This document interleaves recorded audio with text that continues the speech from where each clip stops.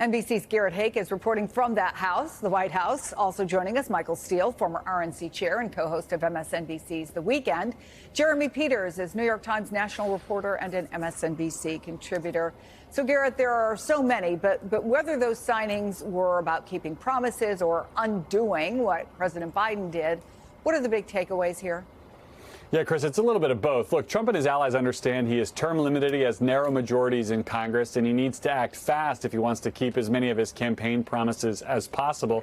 He did so yesterday, particularly on the border, where he declared a national emergency, putting back in place things like his Remain in Mexico policy and clearing the way to eventually send National Guard and perhaps even active duty troops to help secure the southern border. He also declared an energy emergency, which will increase his ability to try to goose domestic oil and gas production already at record high and freeze production of offshore wind. There's maybe nothing in this country that Donald Trump hates as much as windmills. Those will be gone. He's also reworking the federal government itself and how it does business, instituting a hiring freeze across all branches except the military and with some exceptions, ordering federal workers back to work, and even changing how some people talk about or how they're recognized for who they are, saying that the federal government will recognize just two genders, male and female. Chris, this is only the tip of the iceberg from what was an absolute blitz of executive orders yesterday and which could still continue into this week. Speaking of tip of the iceberg, I know that's exactly where you're standing, so I'll let you get back inside where it's warm, Garrett. Thank you for that.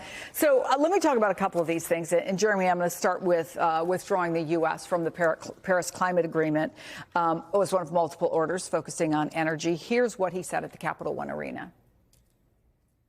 We have more oil and gas than any country in the world, and we're going to use it. We're not going to do the wind thing. Wind.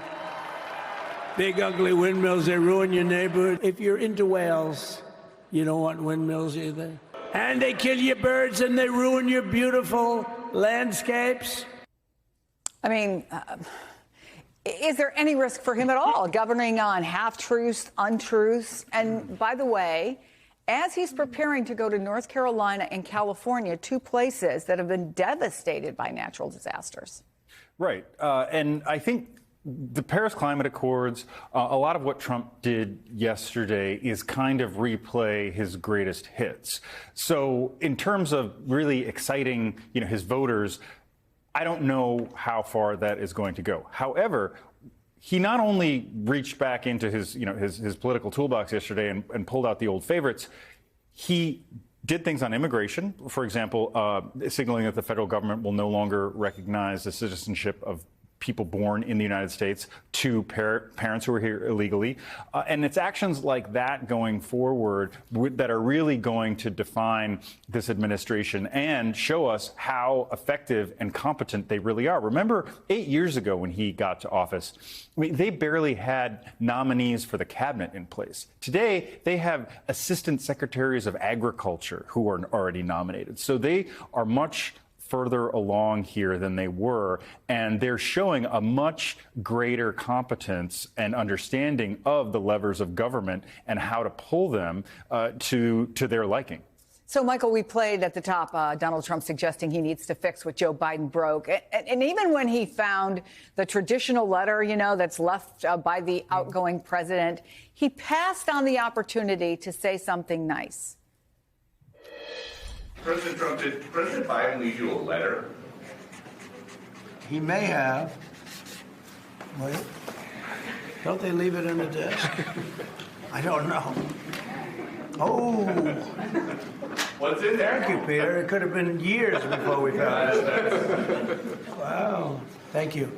Peter, thank you very much. I may not have seen this for months. Happy to help with the passing of the torch. I did. I left him one in the desk just like this. Could it, Michael, benefit Trump to show President Biden a little grace, thank him for his service, his work on the Gaza ceasefire and hostage release? Or would that have been seen as a weakness by his supporters? What do you make of what we saw yesterday? He won. It wouldn't have been seen as a weakness. It would have been off-brand. His brand is exactly that.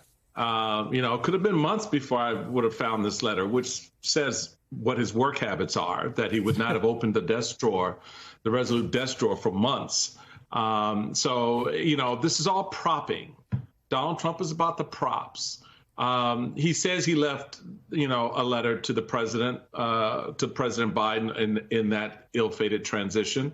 I find that hard to believe, honestly, because you didn't go to the inauguration. So why the hell would you leave him a letter?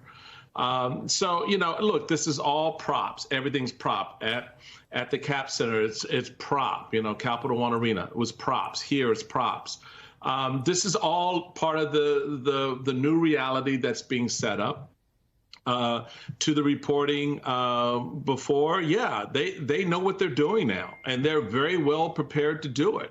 And they have, a significant number of voters out there who wanted this. So all of the shock and awe right now that's coming from people about, but he said he was going to, case by case. Really, you believe that?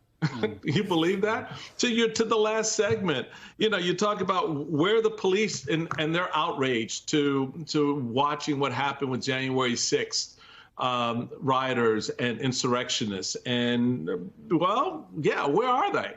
I mean, they're dealing with the fact that they've got that infection inside their own membership. We have that infection inside our military. Donald Trump knows this. He knows where his base is.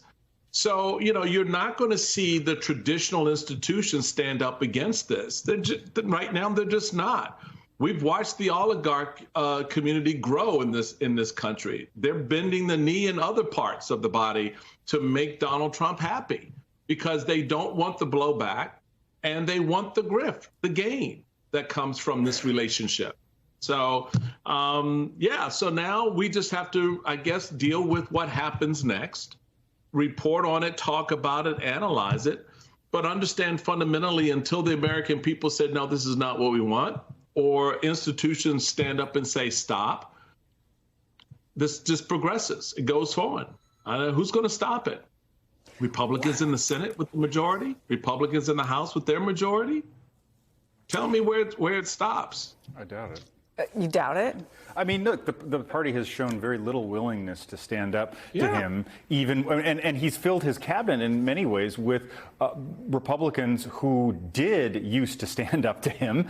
His vice president, I think, being first among them, Secretary of State Marco Rubio. Remember, these are Republicans who used to say that they abhorred what Trump represented and his, manipulation of public sentiment and the anger that he brought out in American politics.